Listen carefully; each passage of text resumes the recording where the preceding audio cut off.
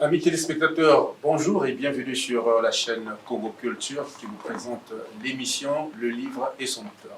Aujourd'hui, Benka va recevoir Prince Arny Matoko, écrivain congolais, auteur de plusieurs ouvrages, dont celui que nous allons vous présenter aujourd'hui, donc La colère du fleuve. Alors, avec Prince Arny Matoko, nous allons parler de lui, de sa jeunesse, de son goût pour la littérature et surtout de cet ouvrage qu'il va décortiquer à travers les différents chapitres. En tout cas, je ne vous en dis pas trop. Avec moi, sur ce plateau, Prince Arny Matoko. Bonjour Prince. Bonjour monsieur le journaliste. Alors, comment allez-vous? En forme? Je me porte très bien, comme un poisson de l'eau. Alors Prince, vous êtes juriste de formation, vous êtes également enseignant à l'ENAM et à la fac de droit. De la littérature, du droit à la littérature, il n'y a qu'un pas. Alors dites-nous, depuis quand est-ce que vous avez eu ce goût pour la littérature? Merci infiniment pour la question, monsieur le journaliste. Je tiens avant tout à préciser que je suis né à Pointe-Noire, donc Ponténécrin, comme on a de le dire. Et ici à Pointe-Noire, effectivement, que je suis rentré en contact avec le monde littéraire. Le monde littéraire, c'est avant tout le goût que j'ai découvert à travers plusieurs anthologies, mais aussi plusieurs romans ou œuvres écrites par des écrivains à la fois français et africains. Et c'est à partir de là que j'ai éprouvé et j'ai continué, comme aujourd'hui, à éprouver une grande passion pour l'écriture, ce qui a justifié sans aucun doute mon choix porté sur la série A.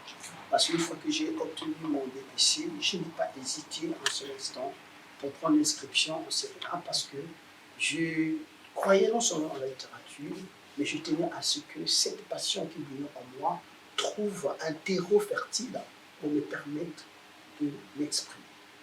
Passionné des lettres, mais aussi passionné du droit, puisque vous avez fini par faire le choix Tout à fait. de la faculté de droit au lieu de la faculté des lettres et des sciences humaines. Oui, cette question m'a été souvent proposée. Pourquoi de la passion littérature on est passé au droit? C'est une question de réalisme avant tout aussi. D'abord, le réalisme, c'est que lorsqu'on veut, le but de la vie, c'est de vivre. Vivre et avoir un cadre décent qui vous permettrait de vous prendre en charge et aussi de prendre en charge une famille que vous êtes appelé à créer. Alors je me suis dit, sans pourtant porter, j'ai jeté l'anathème sur les bienfaits de la littérature, je me suis dit qu'il n'est pas incompatible d'être à la fois amoureux de belles lettres et être juriste.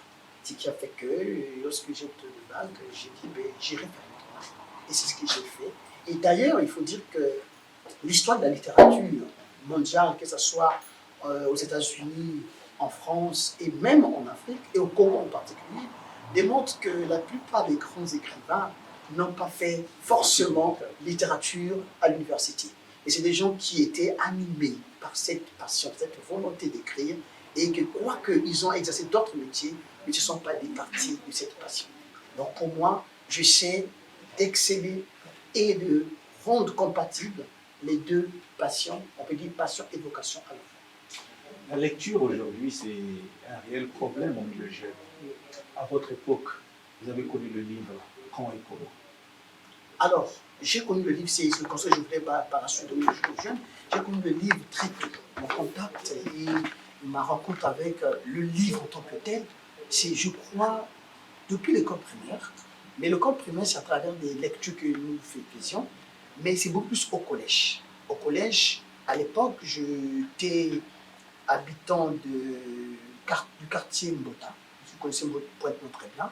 Et je devrais quitter Mbota pour aller étudier aux Trois Glorieuses, un collège.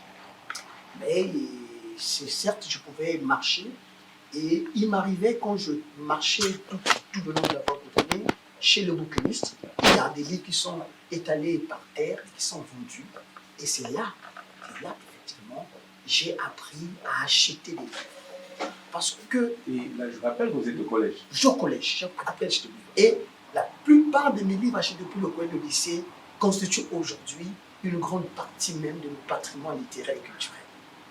Donc, si j'ai un conseil, par exemple, à donner aux jeunes qui aspirent à être des écrivains ou des auteurs, quel que soit le genre, il faut d'abord commencer à aimer la lecture.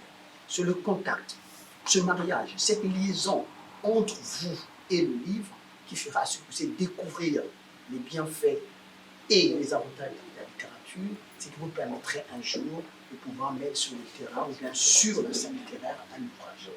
Donc c'est depuis le collège que j'ai eu mon premier contact avec le livre. Donc je dirais très tôt, vous êtes déjà lancé dans Tout ce à fait. monde. Et qu'est-ce qui a favorisé cette émergence? Ce qui a favorisé, c'est qu'en lisant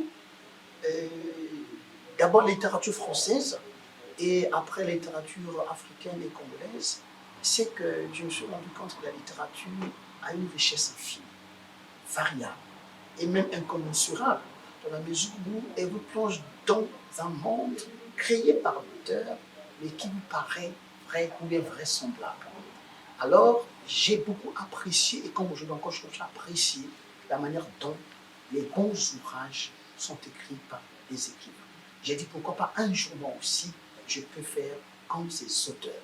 Et j'ai commencé à gribouiller, comme on dit, mes premiers textes, je trouve au collège, des textes purement politiques. Et lorsque j'arrive au lycée, c'est là où l'idée est arrivée et m'a habité pour écrire les premiers textes romanesques que nous écrivons dans les cahiers d'école.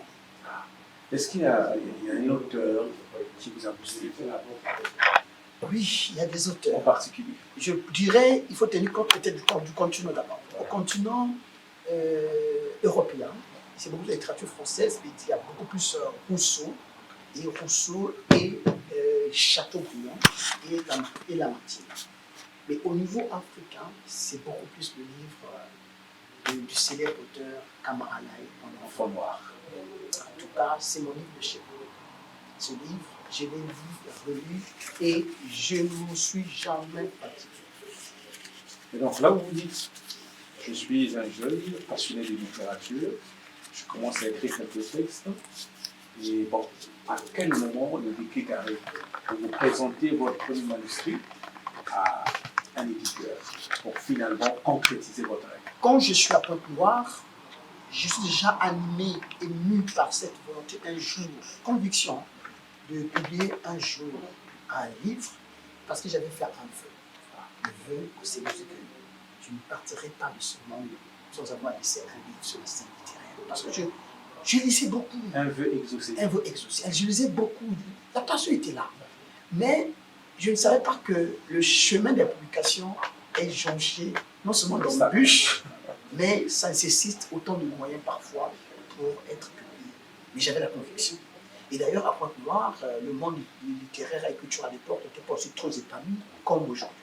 Et c'est quand j'arrive à Brazzaville, pendant que j'ai fini avec les études, Dieu m'a fait grâce que nous puissions avoir au moins quelque chose, comme on dit, Ce revenu qui me permet non pas d'être édité en tant que dans une maison d'édition à compte-auteur, mais dans une maison à compte-auteur de la presse. J'ai profité de l'occasion où il y a eu la naissance et l'émergence des maisons d'édition en ligne, notamment chapitre.com. Vous pouvez déposer votre manuscrit, il suffit que vous puissiez supporter la charge de faire venir vos livres. Et c'est cette procédure que j'ai utilisée. Et le premier livre que j'ai mis sur la scène littéraire, c'est un recueil de poèmes intitulé Joie, et qui d'ailleurs a été bien salué par la critique littéraire au Congo. Et c'est déjà en quelle année? En 2016. C'est votre premier bébé. Tout à fait. Et après, vous avez pris goût. Oui. Et la même année, j'ai en principe publié 4 livres. Alors, c'est la question que je me posais, mais comment tu as publié 4 livres? Vous avez utilisé votre réserve. Les gens oublient qu'avant d'être auteur, on est avant tout écrivain parce qu'on a des manuscrits qui sont dans les tiroirs, dans nos champs, qui sommaient quelque part. Et il ne manquait que l'occasion propice pour les faire publier. Et moi, quand l'occasion s'est présentée, je n'ai pas hésité. Ce n'est pas parce que je vais être prolixe en matière littéraire, c'est parce que je voudrais que ces manuscrits passent de la phase purement manuscrite à la phase éditée.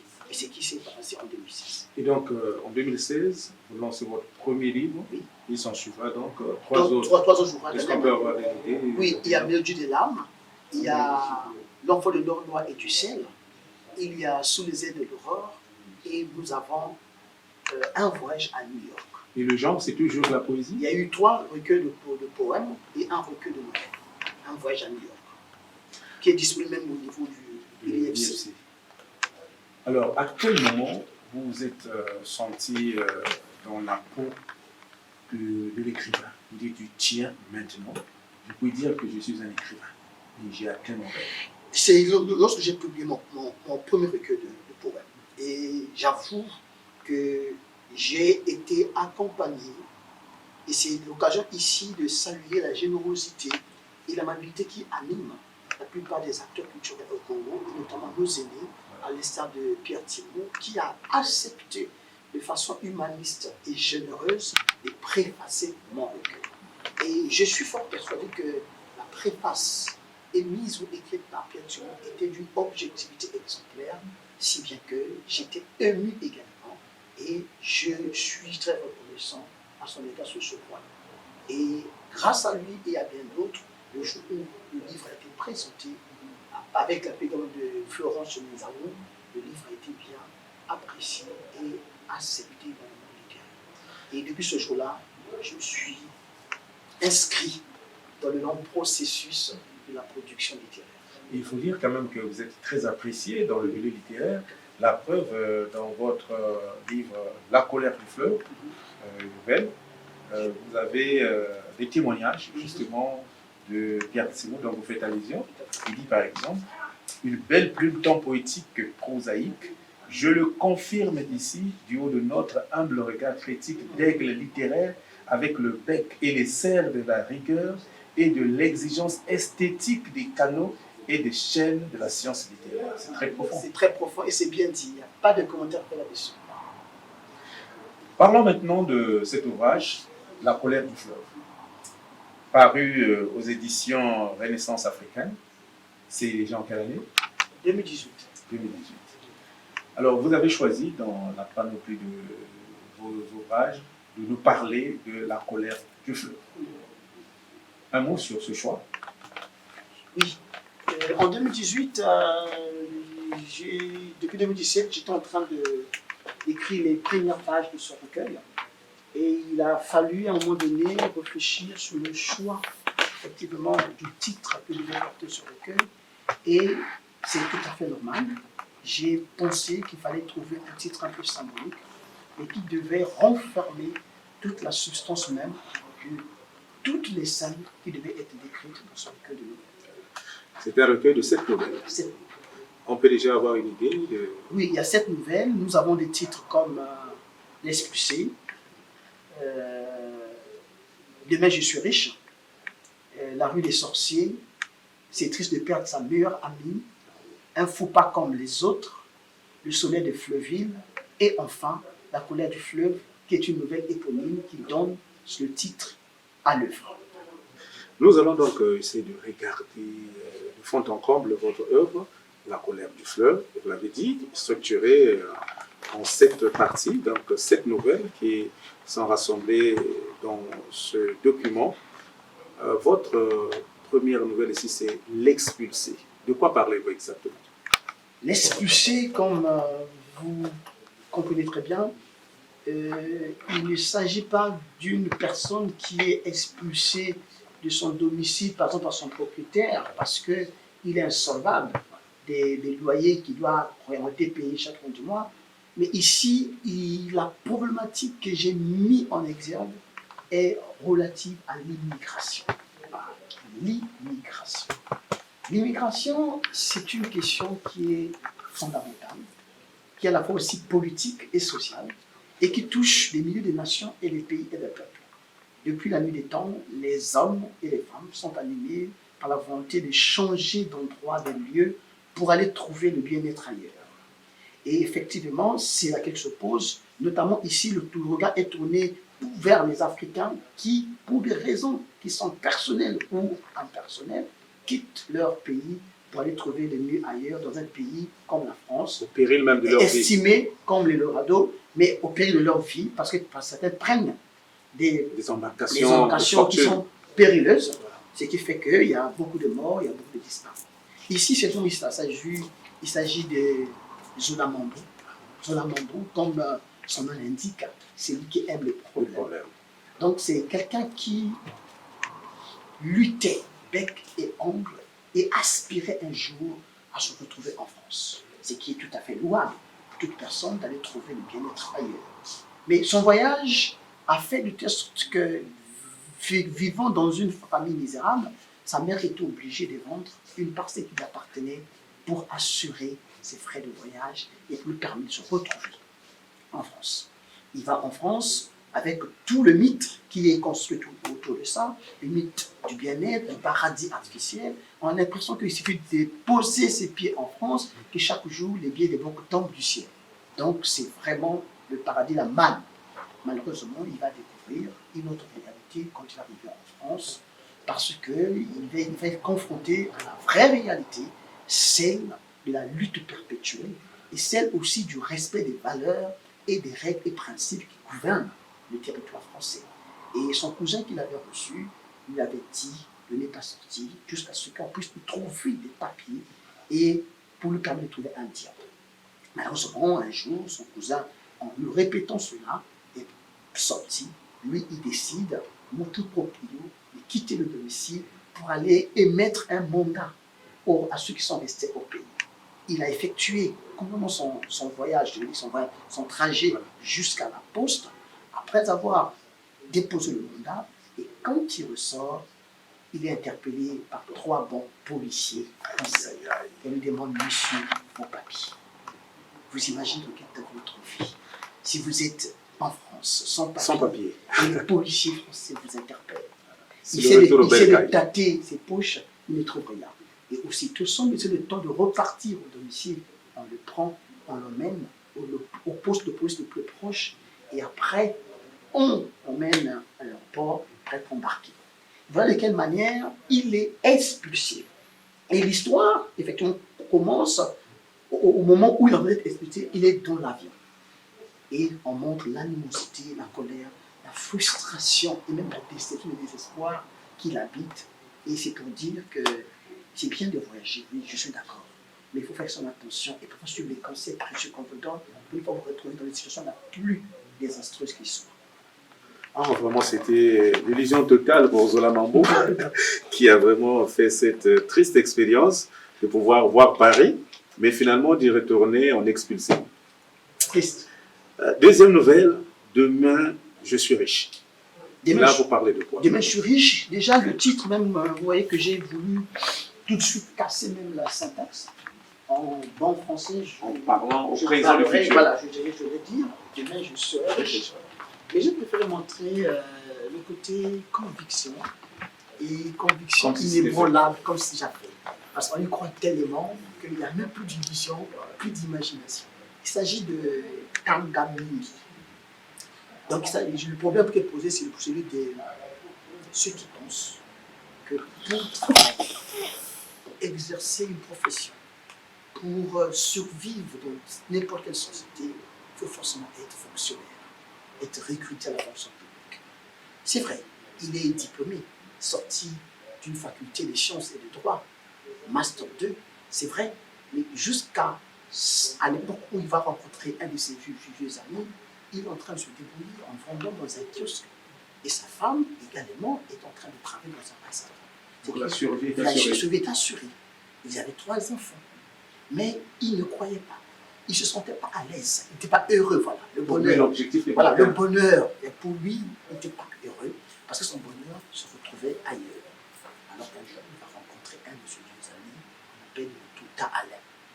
Le Touta va lui faire comprendre qu'il est capable, à travers ses connaissances et ses amis, qui se trouvent au niveau de son pays, de lui trouver un emploi avec des soins recrutés. Moyennant quelque chose.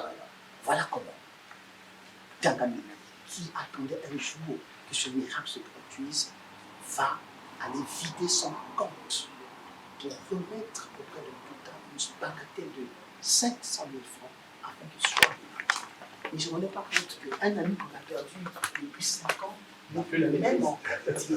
Tu ne sais pas, on parle de 5 ans, c'est qu'il est devenu, comment il a dû changer négativement. Effectivement, le baptême de la nature. Comment on appelle les gens qui font des souverainetés. Et quand on voit la façon de parler, on se rend compte que le nom qu'il donne, on se retrouve. On est à Amélie, c'est un qui est autour sur la liste. Et le tard va piquer un indice pour se retrouver sur Celui-là qui se croit déjà riche. le Encore une vision. Ah, félicitations, Prince. Vous êtes vraiment au cœur même de la vie sociale congolaise. Et là, nous sommes donc à notre troisième nouvelle, la rue des sorciers. Tout à fait. C'est la problématique du conflit entre la tradition et la modernité, entre la justice étatique et la justice africaine, et entre la réalité et la surréalité. La sorcellerie est africaine comme il s'agit du phénomène qui sera surprise dont une parcelle est un horizon très rendu, en train d'exhiber des actes de danse kabbalistique suffusés à ce qu'il s'agissait plus anciens. Avant,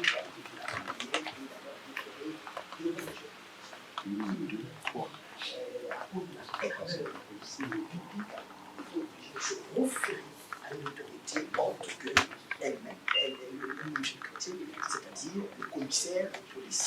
Et le commissaire, on ne va se rendre à l'évidence qu'il s'agit pas d'une simple personne, mais d'une personne dotée de pouvoirs mystiques, va être terrifiée à tel aspect qu'il sera obligé de libérer la sorcière.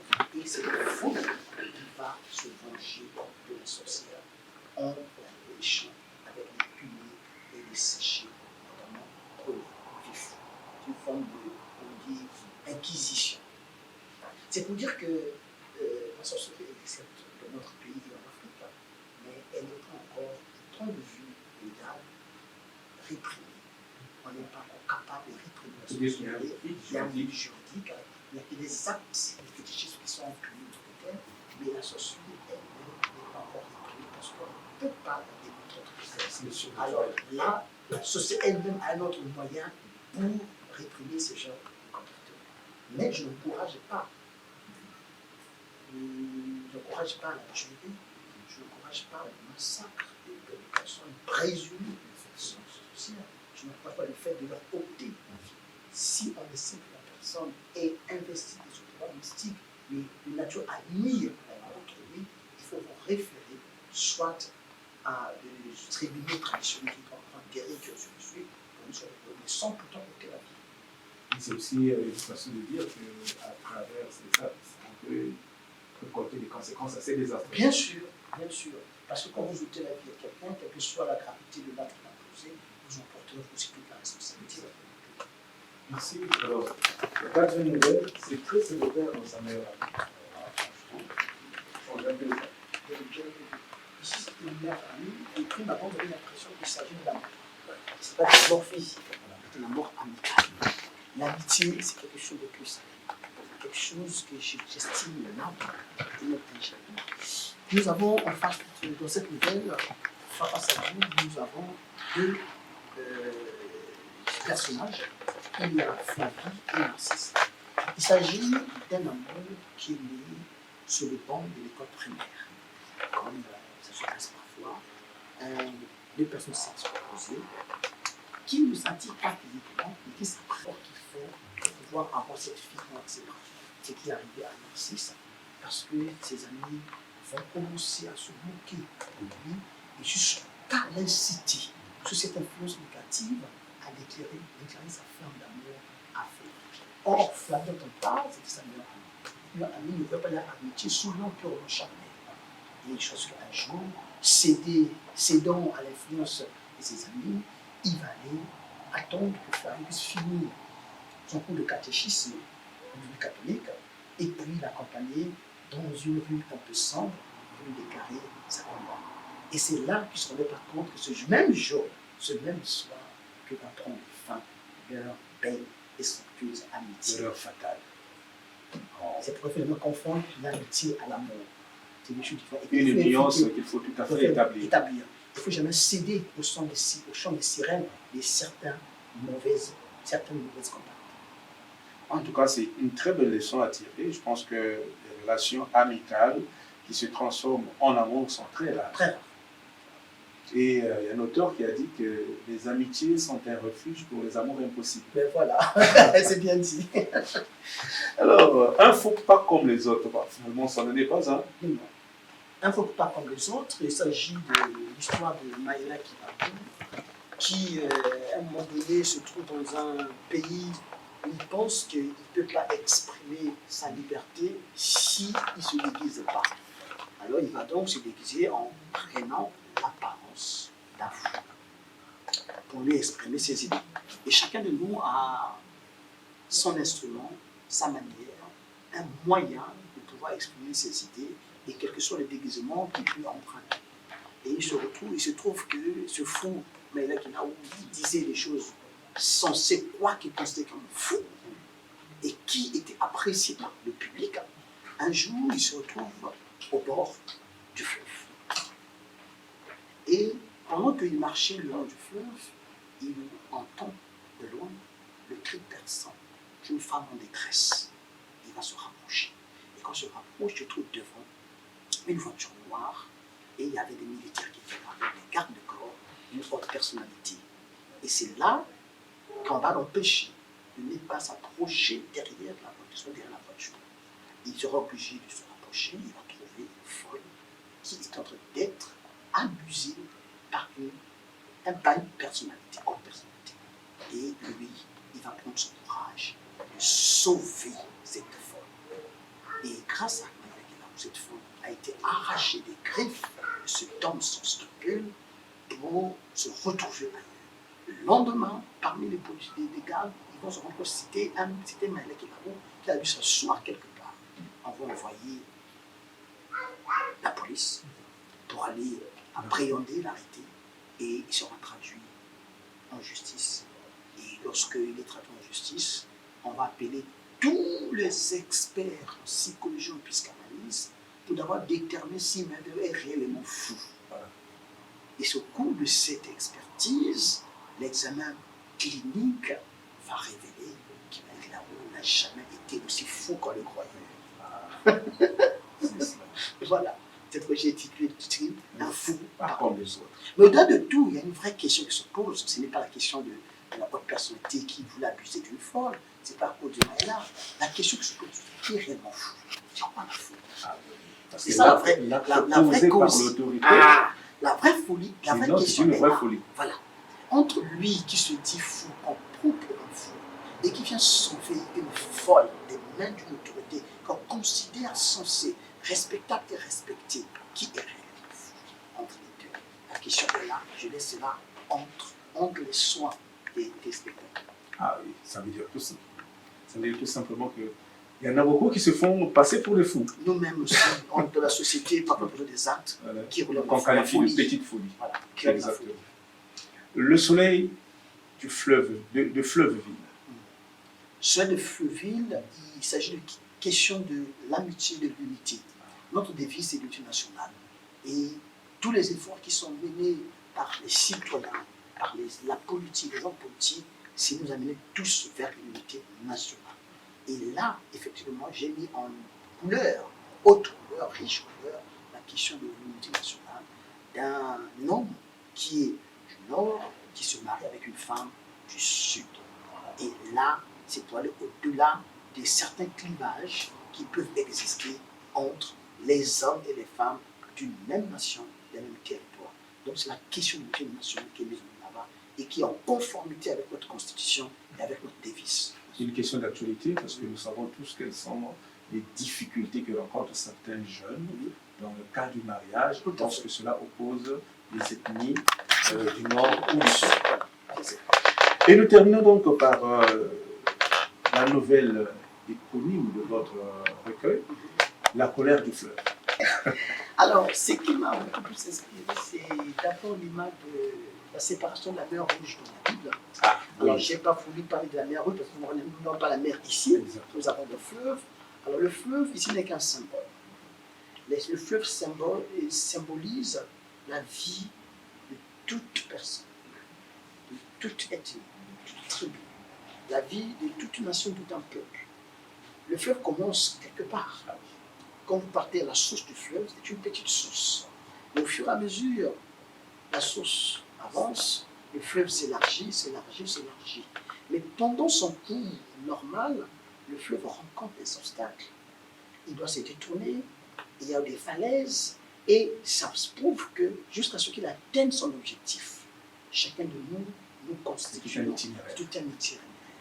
Nous avons un point de départ qui est la naissance, mais tout notre parcours rencontre des difficultés sérieuses, des obstacles, d'embûches. C'est les joies et les Mais peines. nous ne devons pas nous décourager, nous sombrer dans le désespoir. Nous devons chercher des moyens pour surmonter ces obstacles et ces embûches jusqu'à ce que nous puissions atteindre notre objectif. Et là, c'est la question, effectivement, non seulement du courage, de l'audace et de la conviction d'aller vers ce que nous avons nous-mêmes comme objectif, mais aussi la question de la prise en compte des droits que nous devons reconnaître à chacun de nous. Si nous estimons que nous avons des droits, il faut se rendre de l'autre aussi à des droits.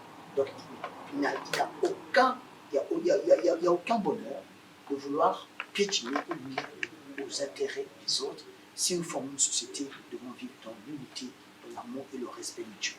Et comme le dit la charte des droits de l'homme, tous sommes unis. Tout à fait. Et plutôt sommes égaux. Égaux. Voilà. C'est ça. Alors, la colère du fleuve, c'est vraiment un recueil de nouvelles que nous conseillons à nos téléspectateurs. Vous avez suivi avec nous sur ce plateau la présentation, la brève présentation qui a été faite des différentes parties que compose ce recueil. C'est vraiment un regard très critique de la société moderne. Et je dirais même que nous ne sommes pas loin ici des chroniques congolaises Tout à fait. qui relatent de façon claire et nette la vie en société. Alors, le livre, on peut déjà le retrouver ici. Là où nous sommes donc à la médiathèque de l'IFC. Vous pouvez donc lire cet ouvrage. Il est disponible Sur place ou l'emprunter. Mais il y a aussi la possibilité de s'approprier de cet ouvrage en l'achetant directement ou donc ou en appelant l'auteur par numéro 06 976 91 18 ou encore dans différentes librairies de la place, notamment chez la FNAC, la librairie de l'indépendance en face de l'église Papa Esaïe, ou encore la bibliothèque des Dépêches. Donc, en tout cas, le livre est disponible. Je pense que c'est vraiment un plat de résistance qui mérite une consommation sans modération. Et je vous invite à pouvoir l'acheter et le lire. Et nous disons merci à Prince Army Matoko qui a fait preuve d'une certaine maturité pour traiter des problèmes aussi sensibles. Et votre jeune carrière est en plein épanouissement. Et nous vous souhaitons le meilleur. Et pensons que d'ici là, vous allez encore, dans votre cuisine interne, sortir du lourd. Merci. Avec certainement un roman, qui vous sait. Oui, j'ai un roman en préparation. Il ne me reste plus qu'à boucler les derniers éléments et je crois que si plaît à Dieu, il doit être disponible vers la fin de l'année 2022. Alors, votre dernier mot pour boucler cet entretien, parce que Congo Culture est très fier de pouvoir faire cette promotion des écrivains et de leurs œuvres. Alors, d'abord, je suis très rempli de joie et de bonheur de participer à cette émission. Le livre et son auteur. Le livre et son auteur. Et je crois que c'est un moment formidable pour les auteurs, les jeunes et même des auteurs des talents de pouvoir contribuer à la culture et à la littérature et de comprendre que nous avons un acteur culturel aussi important que vous êtes et qui nous accompagne. Donc j'invite tous les auteurs qui voudraient faire la promotion de leurs livres, de leurs ouvrages, de bien vouloir vous approcher de vous parce que je suis fasciné par la motivation, l'intérêt que vous portez de façon indéniable à la culture et à la littérature. Et je suis très fier et je vous remercie infiniment. Merci beaucoup. Le plaisir est le nôtre de pouvoir vous recevoir dans cette émission. Nous ne nous lasserons pas de le dire. Le livre sans auteur, c'est une tribune ouverte à tous les écrivains. Question pour eux de venir vendre leur publication. Vous voyez que lorsque vous avez écrit une œuvre, c'est à vous de dire quel est le contenu. Parfois, cette lecture est suscitée par de telles émissions. Et je suis convaincu que ceux qui vont suivre cette émission ne manqueront pas de venir ici à l'IFC, à la médiathèque, pour lire cet ouvrage et peut-être de pouvoir l'acheter carrément et l'avoir avec soi. C'était donc l'émission Le Livre et son auteur qui avait pour invité Prince Arnie Matoko, auteur de l'ouvrage La colère du fleuve que nous avons eu le temps de décortiquer en long et en large. Je vous dis au revoir et à nous revoir la prochaine occasion. Merci.